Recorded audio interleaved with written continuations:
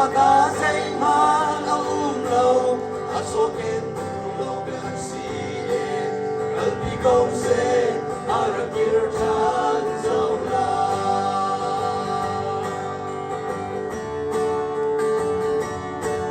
nung na gospel bali sung a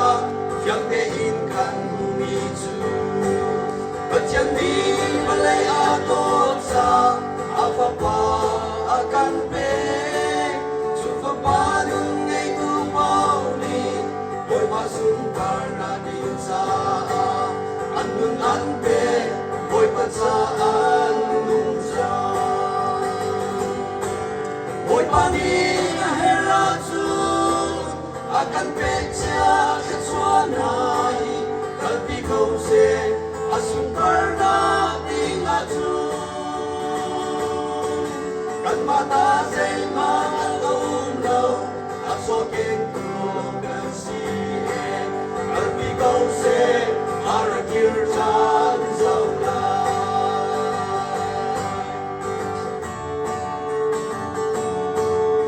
thong ca thấy tu viên thế ni khi công đi nan qua bal mo say tan ni akan đi mi chu say ti than an kir ki lo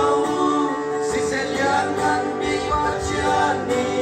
akal bi mi so bia be chu akir than e arau lan an kir e boy pani ahera chu akan pecha kan suanai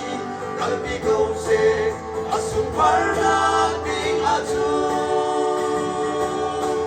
kan mata say mana lo asoken lo kan si kalbi ko se arakir chan zola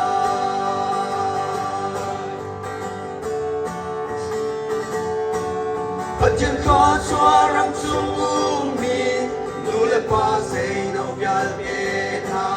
ni hin boy pa ni nang an her atunay man ve sang mo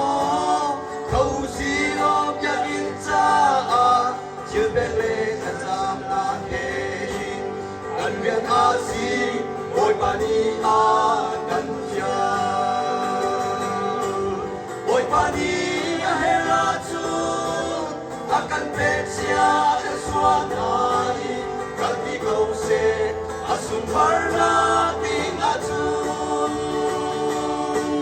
kan mata say mana lo asoken lo kan si kalbi ko se arakir chan zola boy pani hera chu akan pecha ka suanai kalbi ko se asung parna ding aju kan mata say mana lo asoken lo kan si kalbi ko se arakir chan zola kalbi ko se